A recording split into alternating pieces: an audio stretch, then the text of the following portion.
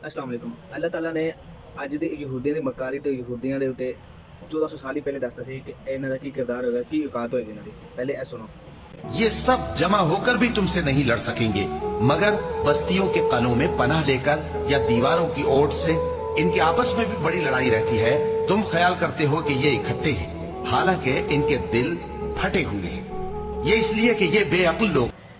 जी, तो अल्लाह ताला ने इन्हां दी औकात दस दी है। शुरू तो इन्हां दी यही औकात है कि अपने किलियां दे विच छुपदे ने। इन्होंने हुण बस्तियां दे विच किले बनाए हुए ने, इन्होंने बंकर्स बनाए हुए ने। वीडियो देख रहे हो जो दीवारां दे नाल छुप के अपनी जान बचाने की कोशिश करते पे ने। ਅਸੀਂ समझते हैं कि यह मुतहद है, लेकिन हालांकि मुतहद नहीं है। तो एका नहीं है इन्हों, लेकिन इन्हों के यह काम अकल है, ये बेवकूफ़ ने।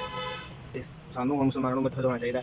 मुसलमानों सारे मुतहद होकर, हालांकि ईरान एक पावर है। वो वाकया वाजिया हो रहा है कि 313 सहाबी बदर के 1000 कफार से। इसी तरह होनी हुई कि ईरान कला तो कफार करोड़ों की तादाद। तो इसी तरह ही हज़रत इमाम हुसैन अलैहिस्सलाम का वाकया, सिर्फ हज़रत इमाम हुसैन अलैहिस्सलाम का कुनबा मुसलमानों ने, कूफिया ने उन्होंने साथ नहीं दिता, तो हम असीं भी साथ नहीं दे रहे उन्होंने।